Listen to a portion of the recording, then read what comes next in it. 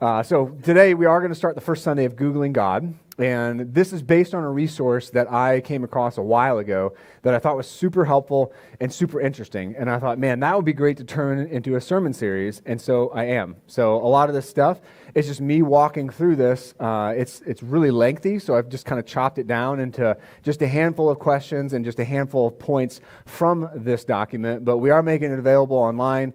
And if you're on the emailing list, we're going to send that out as well, just so you can see kind of a more in-depth approach. Because this series is going to be a month long, stepping out of Genesis for a little bit, but it's different than what we're normally doing. Because in the book of like Genesis, right, we're going to do it more expositorily. So that means I'm just going to go like verse by verse, chapter by chapter. Whereas this is going to be like some philosophy, right, some science, some history, and some scripture. And so if you're a nerd, you're going to really love this series. And if you're a curious person, you'll still love this series because I think it's going to land no matter where you are. Because what we want to do here at Quabog Church, if you haven't picked up yet, is we really have a desire to equip you, if you are a follower of Jesus, to actually follow Jesus. Surprise, surprise, right? That's what we want to do at church. But also, skeptics are welcome, right? So if you're a skeptic and you're here, or if you're watching and you're like, I'm not sold, hopefully like this can be something that allows you to have a little bit of, okay, that's something to consider, right? That's also what this series is for. And thirdly, for those of you that do know Jesus and like, yeah, I'm all in, I'm all on board, like you've got people in your life that are asking these questions, right? And these are questions that we often like get tripped up on. We get nervous to answer. Like I know a lot of Christians that are like, oh man, I don't know the right answers. And I'm like, yeah, I'm a pastor and either do I. Welcome to the club, right?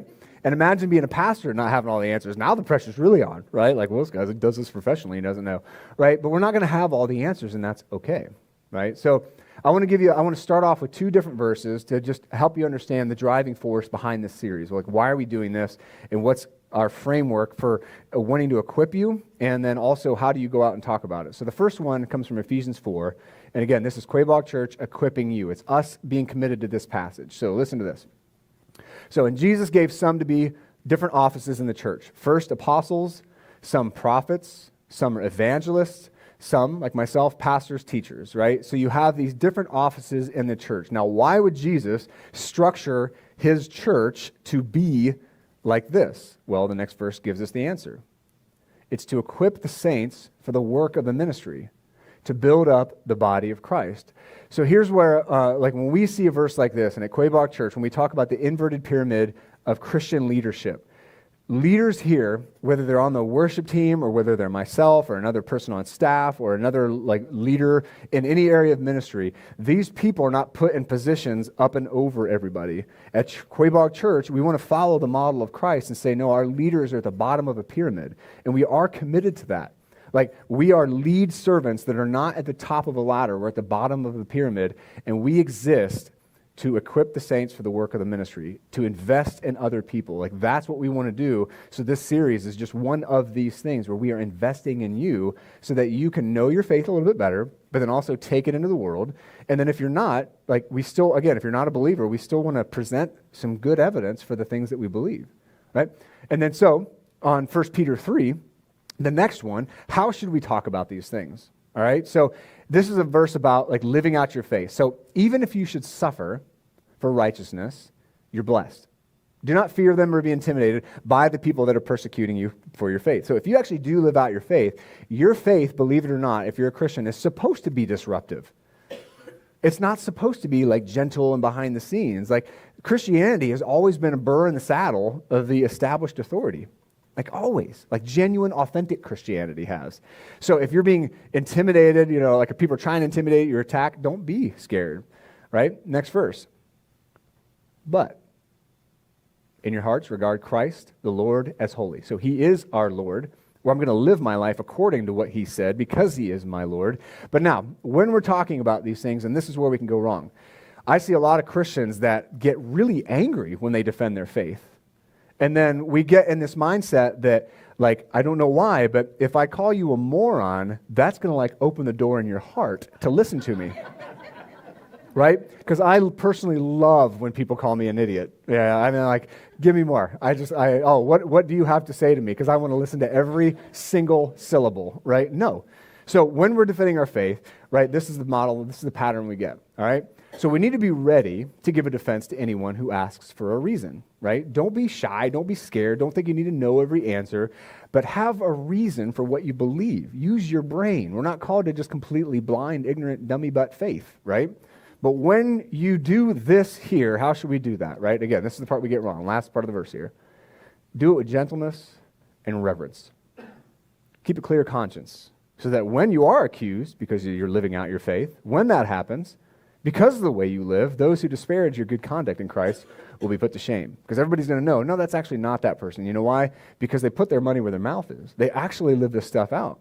Because again, the call to follow Christ is not an easy one, but it's the best one, right? But it's like real nuts and bolts, like life kind of stuff that we need to do.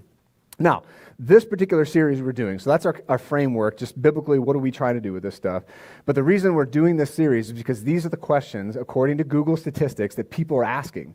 These are the top, like year after year, types of questions about God, and just in the English-speaking world. Like this has nothing to do with anybody outside an English-speaking country, but in that world, in the English-speaking Google world, 50,000 times or so a year, people are asking the question, how do I know that God is real? Right? They're asking that question. They want to know. Now, if you start adding in like variations of that, is there any evidence for God? Now, when you take those types of questions and add those, now you're into the hundreds of thousands of questions every year that people are asking about this kind of stuff. And so it is still pretty relevant. And so that's why we're getting into this series. But I want to start today a little bit differently because I want to share a story. And this story is written by a guy, very short story, written by a guy named Francis Brown, and it's called Answer. And it was written in 1954. And I want you to notice this is a really interesting story, because again, mind you, this is 1954, this was written in. And I want you to notice the two things that are addressed in this story that we absolutely still struggle with today, and that we still wonder about today. So here's this little, very interesting story called Answer by Frederick Brown. Nick ceremoniously soldered the final connection with gold. The eyes of a dozen television cameras watched him. In the hyperspace carried throughout the universe a dozen pictures of what he was doing. He straightened and nodded to Evan, then moved to a position beside the switch that would complete the contact when he threw it.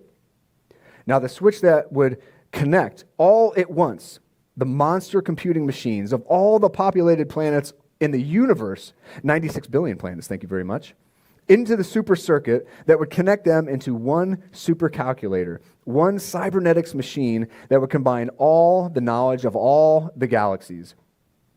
Evan spoke briefly to the watching and listening trillions. Then after a moment silent, he said, "Now, Nick." Nick threw the switch. There was a mighty hum, the surge of power from 96 billion planets. Lights flashed and everything quieted along the miles-long panel. Nick stepped back and drew a deep breath. The honor of asking the first question is yours, Evan. "Thank you," said Evan. "It shall be a question in which no cybernetics machine has ever been able to give an answer for." So he turned to face the machine and asked, "Is there a God?" The voice answered without hesitation, without the clicking of a single relay, "Yes, now there is a God." Suddenly, fear flashed on the face of Nick. He leapt to grab the switch, but a bolt of lightning from a cloudless sky struck him and fused the switch shut. That's 1954 in a magazine called Astounding Science Fiction. The problem is we call that reality today, right? So two things that they're wrestling with are the power and influence and the knowledge of computing power. Today, we live in a world where Terminator is only about 3 weeks away from happening, right?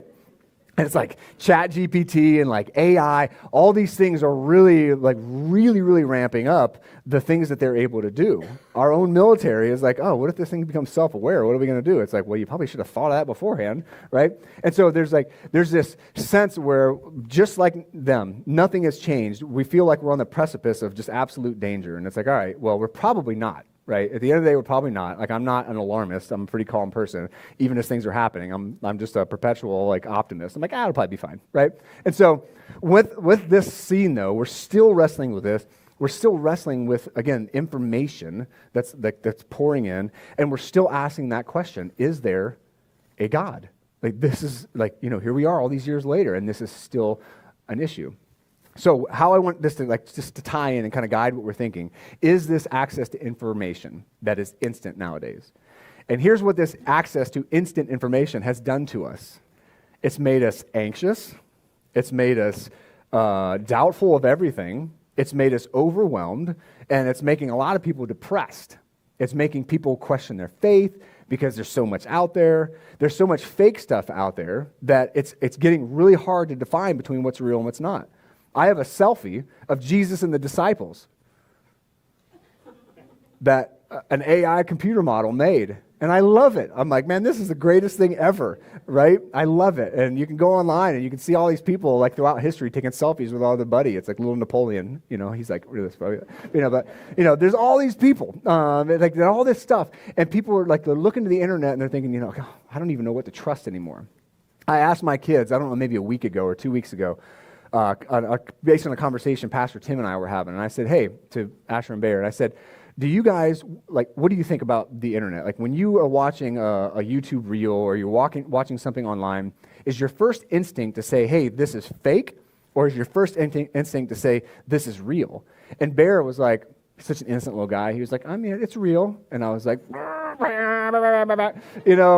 I was like, no, man, just assume it's fake. And I said, because and just right after that tells me this example. He's like, yeah, I was watching like this guy on YouTube, and it's crazy. Like, he does all these things all the time, and he walked up to this trash can and he just opened it up, and there was all this money, and he was like, this happens to me all the time. I see this all the time. It's how I make my living. I'm like, no, it's not. You're a liar. Nobody does that, ever. That never happens, ever. Nobody does that, right? But it's like this guy has all kinds of videos where he's just like, guys, let's see what we can find. What's in this trash can? Oh my gosh, it's keys to a new car. I'm like, oh my gosh, are we believing these things? And it's like, but that's creating a disillusioned society. Because when people do cross that road eventually, it's like, oh my gosh, there's just garbage upon garbage. And then when we go to the internet to try to find questions, to really deep and meaningful questions, we're finding like a cesspool of hate and sarcasm and fake and like on and on and on. And then you enter into that, you sprinkle into that, well, like, what about our faith? And it's like, well, now I don't know, because we have decision fatigue, it's called. And we're getting worn out by all the options. Even though all the information seems liberating, it's actually causing us a lot of stress. And I want you to think about it, because you felt this before. If you've ever been on Netflix or Hulu or Amazon Prime Video, and you've wasted 20 minutes of your life trying to find something to watch, and you cannot find anything to watch out of thousands and thousands of things, right? And you're just like, I don't know what to watch. I don't want to waste any more of my life, right? And it's like, because then you start feeling the pressure. Like, well, now I'm going to commit like an hour and a half of my life to this. Like this has to be the best thing I've ever watched in my whole life, And it's like decision fatigue. Or you go to a restaurant. You ever been to a restaurant where they think it's cool that they have 650,000 items? And I'm like, that's not cool, bro. I have no idea what I want to get. Just give me water so I can get out of here, right? Decision fatigue.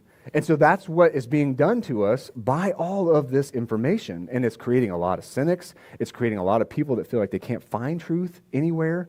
And it's creating, and even in Christians, are deconstructing their faith because they're like, there's just so much information out there. There's so many religions. There's so many points of view. There's so many opinions.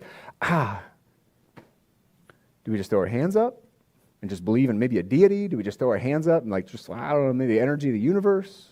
It's like, and that's what's happening to people because, again, information overload. But we are in a different time, certainly, than we were back then. But so now we have to have wisdom with what we see. We have to have wisdom and discernment. And so what I want to do during this series is just to try to help us understand this question, how is God real? And I want to start with a couple of ideas, a couple of things to help us frame this question. But then I also, this morning, I hope to give you 4 or 5 just practical things to think about. We're starting from 30,000 feet today, so to speak. So we're starting big picture, and I just want us to think, okay, is there evidence for a God? Let's just start there. Now, of course, I'm a Christian pastor, so I'm not just a deist. I'm not just going to leave it there this morning. I want to address a couple other things, but are there at least a few things that we can answer this question with? All right. So the first thing to address is the idea that science has killed God. Right? I know enough about the universe now and how the world works that I don't need God anymore. We don't need the God of the gaps, right? Because it used to be, well, if you don't know that, just plug a deity in there, and that's how that happened. It's supernatural. And now we're like, no, it's nuclear physics and stuff. No, right? So we think we've explained God away. And that's a valid point. It really is, because for much of human history, that's kind of what it was. Well, I don't understand, so it must be God, right? And so that stereotype is kind of stuck. But what I think, though, is when I look at the world around us, I don't think it's a lack of information that drives me to God. I think it's a total, just explosion of information as far as how the universe works and concrete facts that drive me to say, no, we do need a designer. So it's not a lack of information. It's actually the abundance of information in this way that says, hey, this is a really great case for God. And those are actually some of the things I want to talk about this morning, like the case for a creator, right? Because I think you can make a pretty good one. And I'm only naming a few. I got scolded after the first or the second service because somebody was like, why didn't you talk about this, that, and the other? And I'm like, well, I've got 30 minutes, all right? I can't do everything, right? But irreducible complexity, right? That's a great one. He scolded me and said I should have used that, and you should go look that up because it's very fascinating. But I'm not talking about it because I'm a slacker, okay? So I don't believe science has killed God because it's here's our analogy this morning. So this is a tablet, right? And it's handy. I use it for everything. And I am this is very, very complex, right? Super complex, actually. But just because we know how it was made does not take away the need for the designer. I'm not going to say, okay, I know how this is made, therefore whoever put this together, or your engineering team and all the people, are completely irrelevant. That would be dumb. I'm not going to come up on this in a trash can when I open it up and it's sitting there brand new for me.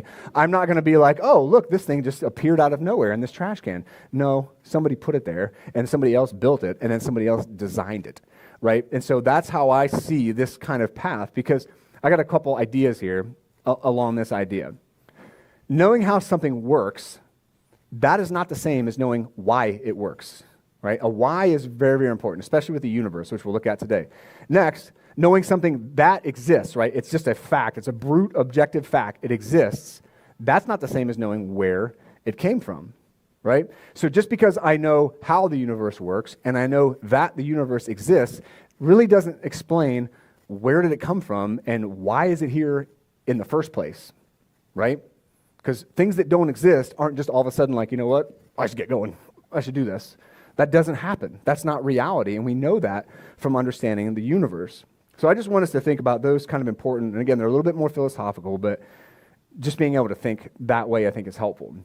All right, so here's my reasons. Here's some of the things that I think are at least interesting to consider when it comes to a God and the evidence for a God. So the first one will be the universe itself, right?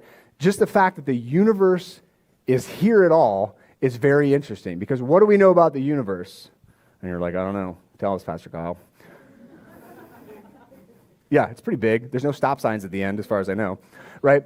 But we do know two things, and this has to do with God, I promise. So we have, first and foremost, the universe had a beginning, right?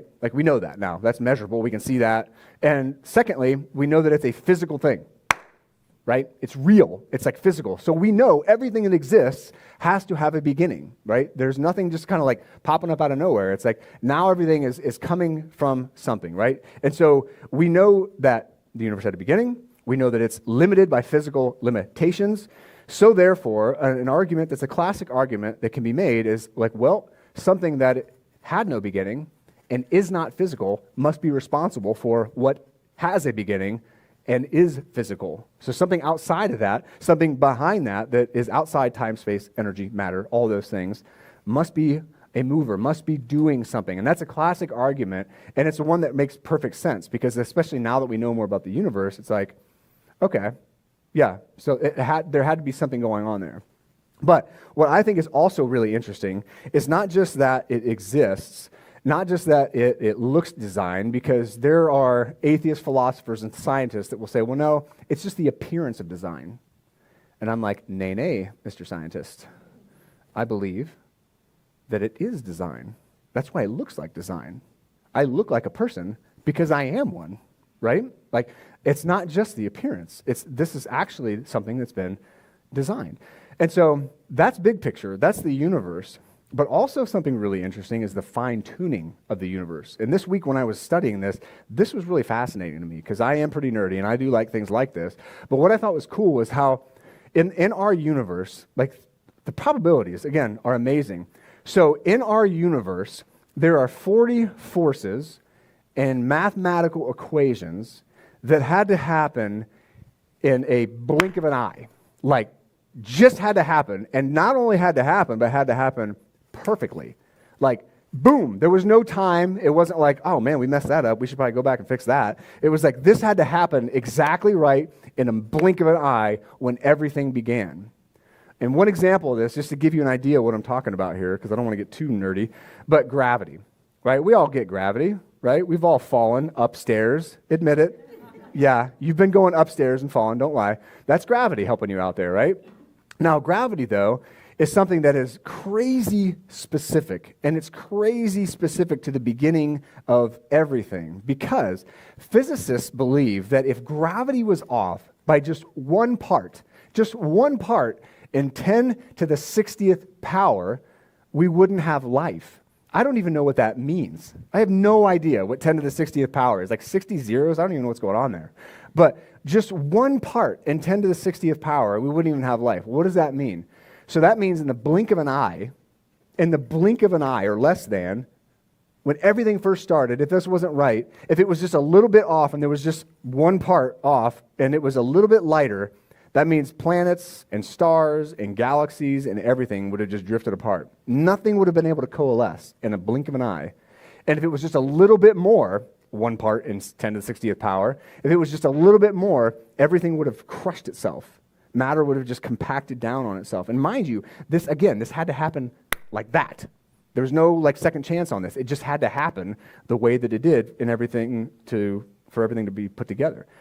Now, another thing I learned this week, very interesting, and is stars, right? Now, I knew stars existed before, of course, but I was like, man, stars are fascinating machines. Like, they are just these crazy constant balls of energy that are just churning and churning and churning. And inside a star, the molecules and atoms that are inside of a star have to do a very, very precise and perfect dance in order for that star to even exist. So the odds that this would happen in just one star are astronomical. Astronomical. And now multiply that out by trillions of stars in our universe. Like, the odds, again, that this is all going to happen in the blink of an eye, this perfection, just not on one level, but multiplied out across an entire universe. It's really fascinating to think that, and again, how does the evidence point to a designer? Well, the precision of it, the fine-tuning of it is really, really interesting to me. And so, to stop and take a pause right there in the middle of our thing. So we got the universe and just the evidence of everything and how that, for me, I really feel like it makes a strong case for a God. And then the fine-tuning of that universe are good. But I want to take a pause and just drill down a little bit.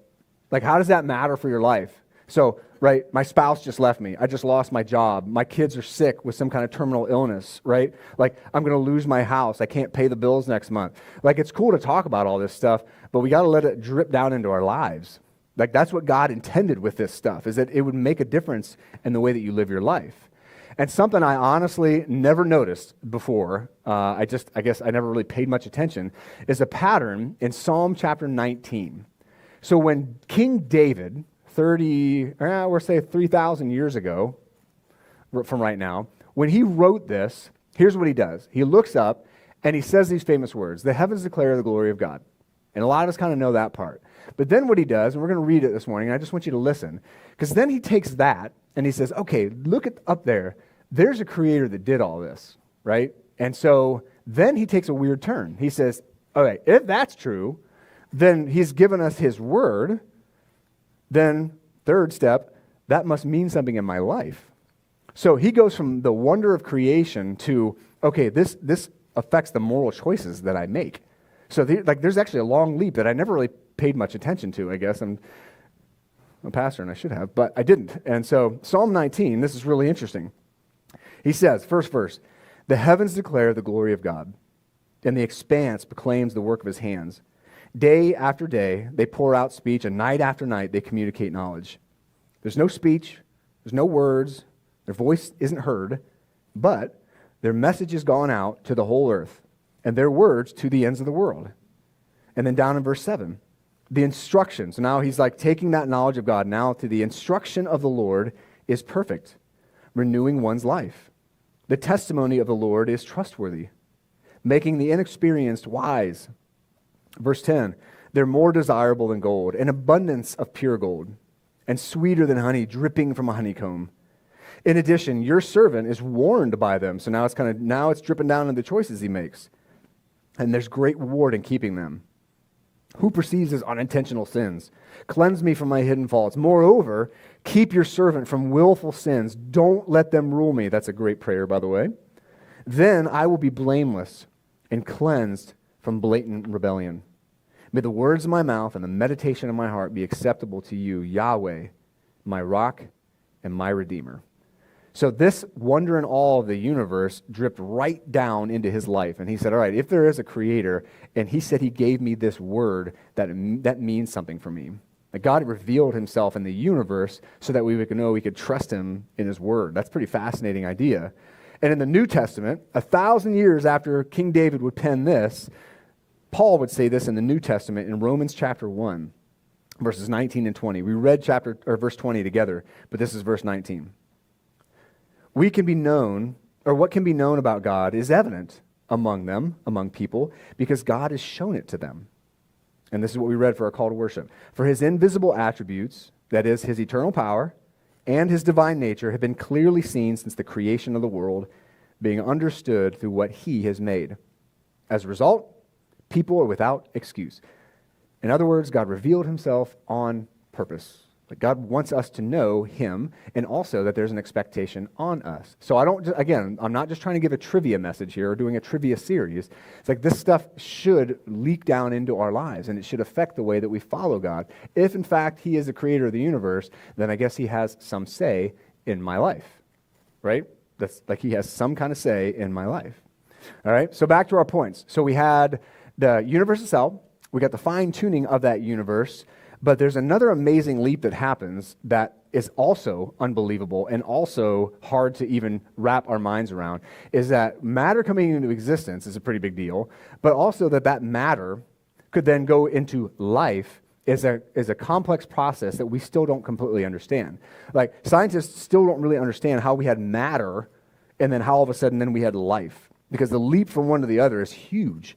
And so that, even in and of itself, is a great example of another reason. It's like, okay, so there was someone guiding that process to go from something that shouldn't have been there, and then now is sustaining and supporting life. As some scientists have said, it seems like the whole entire universe has been finely tuned to support life on Earth. And this is like an atheist scientist, right? So not all scientists are atheists, obviously, but this is somebody that didn't believe in God, but he's like, it is kind of weird that the universe seems to be fine-tuned for life here on this planet. Right? And so it's like there's something special, even from a scientific perspective. So life itself is an amazing thing to just be in awe about. Now, the last one I wanted to give you, so we've got the universe, the fine-tuning of that universe, and then the leap to life. But then we also have something that I think is a little more down to earth, so to speak. And this one, it impacts the way that you live. It impacts the world that you see around you, the world you feel around you. Because we can talk about the universe and the stars and all that good stuff, and that's cool, but how do we, and this is a classic argument for the existence of God, how do we decide what is right and what is wrong morally, right? How do we live in this world if it's only up to us to decide what is right and wrong? Now, some people on this will be like, look, we don't need God to do that. Right? Through evolution, there's going to be a sense, it's a social construct, it's not real, but there's going to be a sense that people are going to do what's best for society, right? For the furthering of the species. And I'm like, that's a valid point. I see that. The only problem is nowhere in history do you see that, right? Like if you look at the historical record, man, we are completely incapable of doing that. And also, if you look at the historical record, you will see this wave back and forth. back and forth. Like, oh, that's terrible. We shouldn't do that. We need to do this. Oh, look, actually, that was wrong. Let's go back over here and let's try this again. And that's what happens with people. And if you know history, that's why it's important, right? If you don't, you're doomed to repeat the same mistakes. And so this, like, you see evidence of this in history. And I want to give you like a practical today example, a couple of them. So who are we in America to look at a country like China and say, hey, you shouldn't be doing that stuff to your people. You can't be enslaving them. And that's not right to force them to only have one child and just abort all the girls, because that's who's being aborted in China, is all the girls. And they're having a population crisis right now because there's only a bunch of boys running around and just a handful of girls. They've created a nightmare for themselves. But who am I to say that that's wrong? It's their government. It's their culture. It's their beliefs. Who do I think I am to say that they shouldn't be doing that? Who are we, America? Why are we so arrogant to think that we should be able to tell North Korea what to do? So what if they kidnap people in the middle of the night and murder people that disagree with the government? So what? That government is in charge, and that government should be able to do what they decide. This is the issue. And this is the thing that other countries say about us, right? Russia says it. All of our enemies are like, who are you, America? Why don't you stay out of our business? How do we morally argue that and say, well, that's what you're doing is not right? Well, what? According to you, white boy? Right? Like, these are real issues that are happening in the world. And if it's just us, who wins? Is it the loudest? That's who wins in America, right? Is it like who loses? People that get canceled? That's what happens in America. It's funny talking to people from other countries because they're just like, man, you guys are nuts. Like canceling each other all the time. Nobody can say any words because everybody's hurt by everything. It's like, it's funny. It really is. Like, okay, so the rest of the world's not crazy. It's just us, you know? But who's right? Who's wrong? Without a creator, without something outside of ourselves, that gets really, really hard to do. Because again, who is going to decide what is right and wrong? And right now, in our own country, we are really struggling with this. Really struggling with this, right? Think about the debate and the argument over trans rights. Who gets to decide? Like, man, we shouldn't be mutilating little kids. We should be protecting them and getting them the mental health care that they need. Like, let's pump the brakes a little bit. Let's just, whoa. Who's right? No. You need to let them do this. That's who their inner self is. And this is really hard. Really hard. And who gets to decide, right? And this is why we need to have, especially trans rights conversations, this is why we need to do it with compassion. This is why we need to do it with gentleness and respect, like 1 Peter says, because this is like real down-to-earth stuff that makes a big deal. But right and wrong is a really, really tricky one to get into. All right? So, back to my question. How do we know God's real? How can we know for sure? What I think is cool about the answer to this is that God was so intentional about giving us this answer. He was so creative in the way that he gave us this answer. He said, not only do I want you to know me, but I'm going to blow your mind in the way that I did it. I want to surprise you in what I've revealed and what I've done. And as you discover with the Webb telescope, like you're going to find some amazing stuff out there. I found this article in The Atlantic. It was really interesting, written by this, like their scientific journalist or whatever. And he was interviewing all these, I guess they're rocket scientists and they're astronomers and like people that are way smarter than me. And they were all saying the same thing. What we're seeing because of this Webb telescope is not what we should be seeing. Like everything that we thought was right about the universe, like these galaxies that we're finding are way bigger and way more developed, way further back in the timeline. Like we thought these things would take a while to develop, and it seems like they're all just kind of really big right away. And it's like, yeah, it's like what the Bible says, you know? And it's like, so it's fascinating. And so these, like all these scientists were just saying how much fun it is to discover all these things, because they're like, one woman said, man, the universe is just way more fun than I thought it was. It's way more weird than I thought it was. And it's like, yeah, and I think God's just like, yeah, just keep looking. Just keep looking. I'm just going to keep amazing you, you know? So all these things out there I think are incredible, and he's giving us this as evidence. And so, again, back to our ideas, you know, that we have here. So about the start of it all. Knowing how something works is not the same as knowing why something works. Next, knowing that it exists is not the same as knowing where it came from. So what we have is evidence for design. We have the universe itself. We have the fine-tuning of that universe. We have the amazing leap from matter to life. And then we have that understanding of like, man, morally right and wrong on our own, we really struggle with that. And we're not getting better with that. And there's no way to know inside of ourselves unless we have a designer who says, I made this all and here's my parameters. But we don't like to hear that. But knowing that something is here is not the same as knowing where it came from. And I think God has revealed himself in incredible ways that he does actually want us to know. Psalm 19, Romans chapter 1. He actually does want us to know him. So here's my closing thought, though, on that. This stuff is really fun for me. I really personally enjoy apologetics and things like this. But it's got to do something in your life, right? It has to do something in your life. Just like King David, I'd love for you to leave. If you follow Jesus, if you know him as your Savior, I'd love for you to leave here with the same heart that David had. Lord, look at all this stuff you've done. And look at the words that you've given me. The same one that did that gave words to me because he wants me to know him. And that means that there's an expectation of my life, the way that I live. I don't care what my culture's like, how angry they get, how they talk to each other. I'm going to be different because the creator of the universe tells me, if you love me, keep my commands. So I got to know his commands, and I got to live them out, right? That's what Jesus expects of us. He expects us to be different. And if you're not a believer, I'd love for you just to walk away today being like, okay, maybe there are some things to consider, right? Maybe there are at least a couple things to consider about a creator. And maybe as a Christian church, of course, we're going to say, well, Jesus said he was God. Jesus says he is that God. And so, like, considering that, knowing that the creator of the universe would say, I want relationship with you so bad, I'm going to come to earth and I'm going to do the Easter story for you. I'm going to go to the cross. I'm going to die a terrible death, and I'm going to be resurrected for you because I made this all because I want relationship with you. That floors me whenever I think of stuff like that. When I look at the skies and I'm like, man, just like David did, he said, what is man that you would consider him? Look at all that stuff you did. Look at me. And you would die for me? You want relationship eternally with me? You want me to have new life in this life? That's something to consider. So these are things I'd love for us just to walk away with. Not just, oh, that's really interesting, but man, what is that doing in your life? What does that do in your life? So let me close out in prayer. So Lord, I thank you. Just what you've revealed and what you continue to reveal. Lord, this universe is fascinating. Our bodies, this world around us, unbelievably fascinating, Lord. And for me, it does. And I know not everybody agrees with that, but me, it points to that designer. It points to intention. It points to ultimately love. Because you would come here as God and you would give your life so that we could have a relationship with you, with a creator, with a star breather, Lord. It's an amazing thing. So help us, Lord, just to soak this stuff up. Help us to share it. Help us to be the church, Lord. Be your people. Be like shining lights, Lord. And I pray that in your name, Jesus Christ. And his church said, Amen. All right, we love you all.